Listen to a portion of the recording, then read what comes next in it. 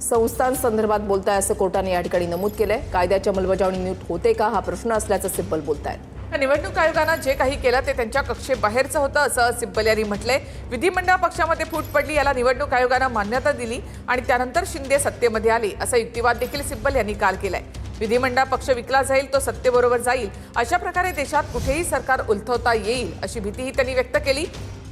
त्याचबरोबर ही लोकशाहीची थट्टा आहे असं सिब्बल यांनी काल म्हटलं होतं।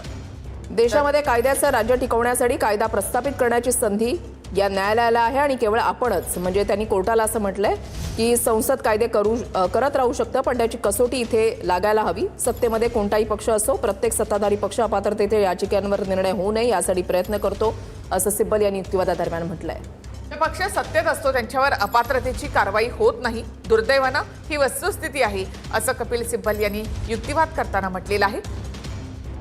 आयोगाच्या अधिकारामध्ये यासाठी स्पष्टता येणं गरजेचं आहे। पक्षात बदल केला असेल तर आयोगाला कळवलं पाहिजे, ती दुरुस्ती रेकॉर्डवर घेतली पाहिजे असं देखील सिब्बल यांनी म्हटलेलं आहे। चिन्ह देण्याबाबत काही नियम असतात, सिब्बल यांच्याकडून युक्तिवादादरम्यान हे बोललं जात आहे। इतरही घटनात्मक संस्था आपलं काम करत आहेत असं कोर्टाने या ठिकाणी म्हटलेलं आहे। पक्षातील बदल निवडणूक आयोगाला कळवायला लागतात असं सिब्बल यांनी म्हटलेलं आहे आणि त्यानुसार निवडणूक आयोग त्यामध्ये बदल करते असं देखील सिब्बल यांनी म्हटलं।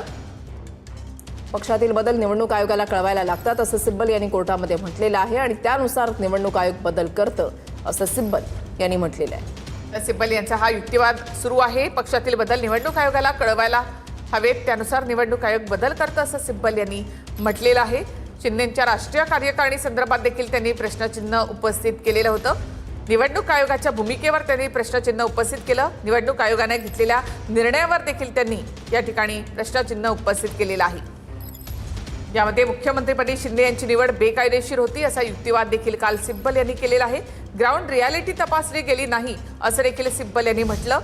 2/3 आमदारांची संख्या होईपर्यंत वाट पाहिली गेली आणि त्यानंतर मान्यता दिली गेली असं देखील सिब्बल यांनी कोर्टामध्ये म्हटलेलं आहे।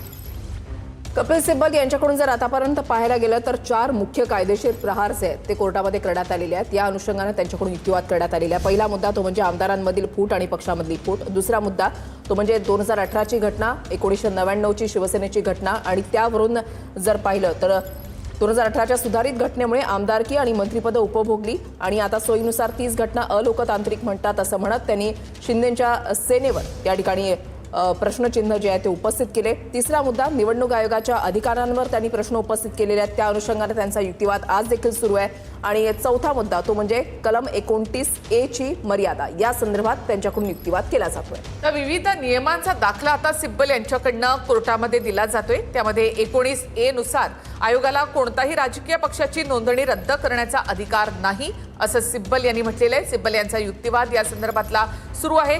निवडणूक आयोगाचं कार्यक्षेत्र या संदर्भामध्ये कपिल सिब्बल यांचा आता हा युक्तिवाद सुरू आहे। त्यामध्ये 19A नुसार आयोगाला कोणताही राजकीय पक्षाची नोंदणी रद्द करण्याचा अधिकार नाही असं सिब्बल यांनी म्हटलेलं आहे। विविध नियमांचा दाखला आता सिब्बल यांच्याकडनं दिला जातोय।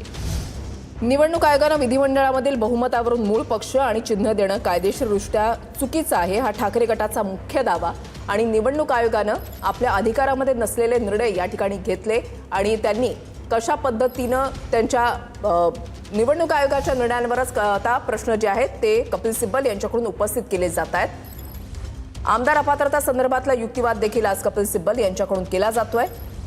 विधानसभा अध्यक्ष यांनी घेतलेला निर्णय, निवडणूक आयोगाने घेतलेले निर्णय यावर बोट ठेवलं जात आहे। या पद्धतीनं आयोग किंवा अध्यक्ष निर्णय घेऊ शकत नाहीत असं युक्तिवादादरम्यान सिब्बल या ठिकाणी बोलतायत। एक अत्यंत चुकीचं, केवळ शिवसेनेसाठी नाही तर लोकशाहीसाठी महत्त्वाचं असल्याचा युक्तिवाद सिब्बल यांच्याकडून केला जातोय। तर पक्षामधील बदल निवडणूक आयोगाला कळवायला लागतात असं सिब्बल यांनी म्हटलेलं आहे आणि त्यानुसार निवडणूक आयोग त्यामध्ये बदल करतो असंही सिब्बल यांनी म्हटलं। पक्षामधील बदलासंदर्भामध्ये सिब्बल यांनी या ठिकाणी भाष्य केलेलं आहे। पक्षामध्ये जो बदल होईल त्याची माहिती निवडणूक आयोगाला दिली जाते। तर 2018 मध्ये पक्ष घटनेमध्ये बदल केला होता तर त्याची माहिती निवडणूक आयोगाला देण्यात आली होती असं देखील कपिल सिब्बल यांनी म्हटलंय। कायद्याची अंमलबजावणी नीट होत आहे का हा एक प्रश्न आहे असं सिब्बल यांनी म्हटलं। 19A नुसार आयोगाला राजकीय पक्षाची नोंदणी रद्द करण्याचा अधिकार नाही असं कपिल सिब्बल यांनी म्हटलं। कपिल सिब्बल यांच्याकडनं विविध प्रकरणांचा दाखला या ठिकाणी दिला जात आहे। विविध नियमांचा दाखला या ठिकाणी आता सध्या कपिल सिब्बल देत आहेत। 19 नुसार आयोगाला राजकीय पक्षाची नोंदणी रद्द करण्याचा अधिकार नाही. कपिल सिब्बल यांच्याकडनं विविध दाखले या ठिकाणी दिले जात आहेत. हायकोर्टही पक्षाची नोंदणी रद्दचे आदेश आयोगाला देऊ शकत नाही.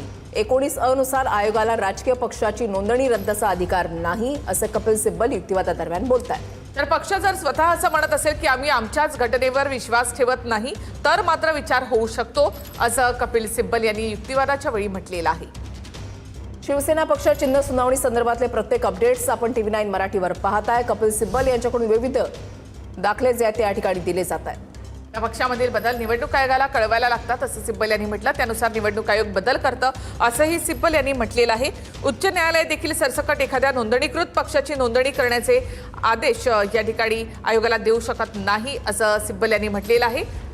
तर पक्ष स्वतः जर असं म्हणत असेल की आम्ही आमच्या पक्षाच्या घटनेवर विश्वास ठेवत नाही तर मात्र यावर विचार होऊ शकतो, असं देखील सिब्बल यांनी म्हटलेलं आहे. आयोगाकडे काही विषय होते तर कळवायला हवं होतं, असं सिब्बल म्हणतायत. आयोगानं परस्पर निर्णय कसा घेतला असा सिब्बल यांच्याकडून युक्तिवाद केला जातोय. कायदे होतात त्या संदर्भातला सुद्धा मुद्दा त्यांच्याकडून उपस्थित करण्यात आलेला आहे. कपिल सिब्बल यांच्याकडनं विविध दाखले आता या ठिकाणी दिले जात आहेत. जे नियम आहेत ते देखील सांगितले जात आहेत.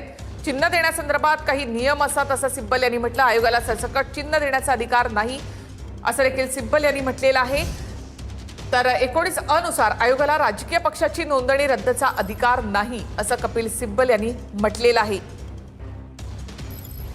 तर नोंदणी रद्द वगैरे हा निर्णय प्रशासकीय पातळीवर घ्यावा लागतो, न्यायिक पातळीवर नाही असं देखील सिब्बल यांनी म्हटलेलं आहे.